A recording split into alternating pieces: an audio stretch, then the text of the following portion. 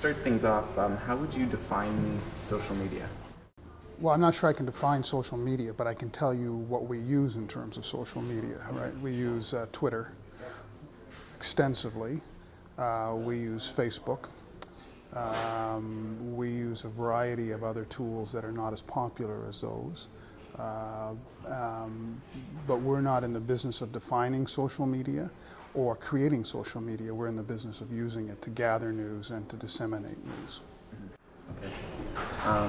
So how does CBC Hamilton use social media in your day-to-day operation? We're like a lot of media organizations in that we use Twitter to tell people what's going on as it happens. It's a very effective tool for that.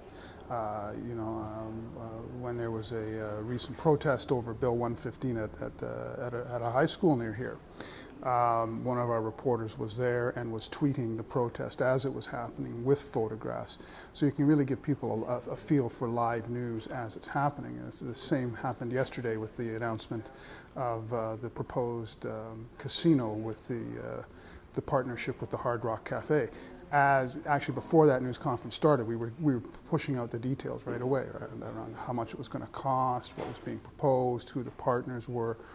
The atmosphere in the room, which was quite unusual because they were having pretend gambling tables running and whatnot. So it's a great tool for telling people what you're doing and telling people what the news is as it happens, and then telling people when you've come back, when one of our reporters has come back and put together the whole package, and to tell people what's on the site.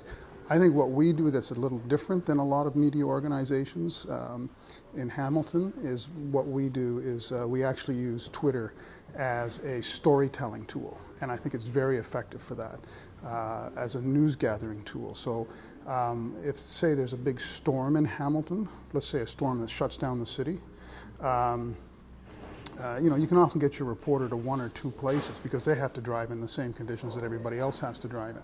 But if you use Storify on Twitter, you can reach the entire city and you can say, tell us your experience of this storm. Are you stuck in the house? You know, did the wind blow down the tree in the backyard? And all of a sudden you start to pull in pictures from the mountain area, from, down by the bay, and you can give a much rounder and fuller coverage of the story than you can in a traditional sense. And we've done that a number of times and find it very effective for covering citywide stories. Do you think it would be fair to say that CBC Hamilton is sort of a test pilot on what local news coverage is going to look like in the future? I think it's fair to say that for the CBC we're a test site for some of that. There's other organizations that are testing out digital services. There's a new business service that was started by Torstar here. But for the CBC Hamilton is in fact a site for us to try out different things and to test them and to see how effective they can be. We've used another tool that's called Cover It Live that's really effective in terms of connecting people to the story. So again, during the Bill 115 protests, we had the head of the elementary teachers union come in, and we used Cover It Live for a 1-hour chat where Hamiltonians could directly express their views of what the teachers were doing and their views on Bill 115 to the head of the union. And that's a way of connecting citizens to the people who are making news and to the democratic process, and I think that's a huge plus and a huge asset of using social media in news coverage. So there's this social media expert. His name is Wayne McPhail. I'm not sure if you've ever heard of him. Yeah, I've met Wayne. You ever known him? Okay. And he actually wrote a piece on this. He said that if you look up #Hamont, you would know more about what's going on in Hamilton than if you were to use traditional media sources. Would you agree with that? Well, I think you would know, what I would agree with is you would know a wider variety of issues, but you might only know what you can get in 140 characters. So I think that there's you know, I think following Hamont and following hashtags and following what happens on Twitter, I mean, if you look at what happened with the Dialogue Partners story, that all started on Twitter, and that all was because of basically a Twitter protest that company ran into trouble with City Hall. But in the end, Twitter is a series of clever one-liners sometimes, and so I think that using it as a source of stories and a source of ideas is really good, but there's still a place for traditional journalism to add the depth and the context and the breadth of coverage that you really can't get from 140 characters. Right. Okay. What are some of the benefits of using social media in journalism? Well, I think, like I pointed out, I think you can, first of all, you can connect with people very easily via social media, via Facebook, via Twitter, via Cover It Live, and you connect in different ways, right? So you can gather opinions off of Facebook. You can actually connect people to the news with Cover It Live. With Twitter, you can say, I want to talk to you, Sean. Can you call me right now so that I can do this story on you? That's one way that it benefits us. But I go back to what we've done in other instances where we've used Storify, which is a social media tool, to actually gather all the stuff that the people that like Wayne McPhail talk about. You know, when there's a kind of a stream on one theme, you can gather all of that together and say, this is what the conversation is in Hamilton, and this is what people are thinking about, and that's a very effective thing to do, right? You used to do that with streeters, where you'd go out and you'd talk to 6 people, you'd get 4 usable clips, and you'd have time for 3, and you'd say these 3 people represent the entire city. Well, now you've widened that scope quite a bit. People who have Facebook, people who use Twitter, people who want to engage in other ways. And what about the drawbacks of social media? I think you have to be careful to not overemphasize what you find on Twitter.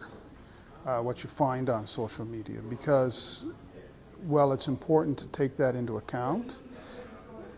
There are often, it's not everybody in Hamilton, so it's you can't, like anything else, you can't say that this is you can't treat it monolithically. Right? You have to say, okay, how many people actually use this tool? How many people are actually engaged in this debate? How many different people there are? Now, when the Dialogue Partners survey happened, we did an extensive analysis of how many people were actually involved in that debate.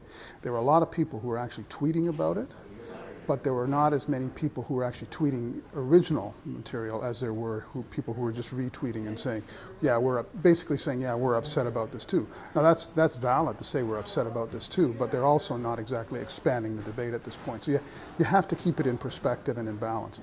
It's one place to look for reaction, one place to look for news, one place to be able to say, you know, what are Hamiltonians thinking? And it's an important place, but it's not the only place.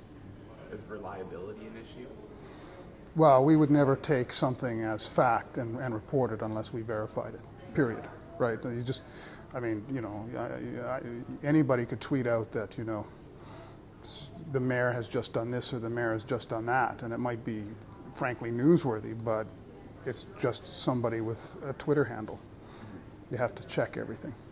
Do you think that a lot of people are relying on social media for news instead of turning to traditional sources?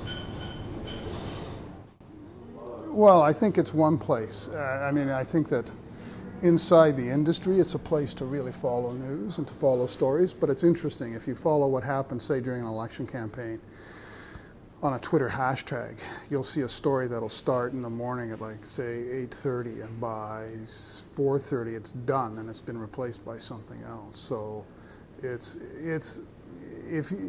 like anything else. If you only get your news from TV, then you're missing what you get on radio and online and in newspapers. And if you only get your news from social media, then you're missing what else is being done. But it's a place to look for news. It's a place to see how people are thinking and how they're reacting, but it's just one place.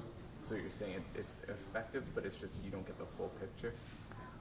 I'm saying it's effective, but you don't get the full picture just as you don't get the full picture if you only go to one source or one type of media. How are media outlets changing their business models to adapt to social media? Well, I think what we've done is and it's not a change in the business model, but it's a change in how we approach things. So we actually assign, not just in Hamilton, but across the CBC, we assign people to tweet. We say, you're in the courthouse. You're the person who's responsible for tweeting while you're in that courthouse. Here we say, the reporters have to take responsibility for posting stories to Facebook, for tweeting out the links and whatnot. So it's changed how. It's changed the type of work we do, and it's changed how we work as well. Okay. And final question here: how do you think journalism will survive, and what do you think that it will look like going forward? If I could answer the second part of that question, then I probably would retire and become a consultant. So I don't know what it's going to look like going forward. And I'm going to start that answer again so that you can actually cut it properly. Okay. It's impossible to tell what it's going to look like going forward. 15 years ago, if you told me that there would be a tool that would allow me to send out breaking news as it happens to hundreds or thousands of people all at once, and they receive it walking down the street, I'd have said that's impossible. But clearly it is possible. But I think the other thing to remember is that when radio came in, people predicted the demise of newspapers. And when television arrived, they predicted the demise of radio. And when online arrived, they decided that everything else was going to die and it was all going to be online. I think eventually everything will be digital, but it'll be a means of delivery, and I see newspaper business models having to change because there's a problem there, but they're trying to figure that out, and you can see that happening across the industry. Every time somebody predicts the demise of a media line, the media line tends to prove them wrong, and it tends to stick around.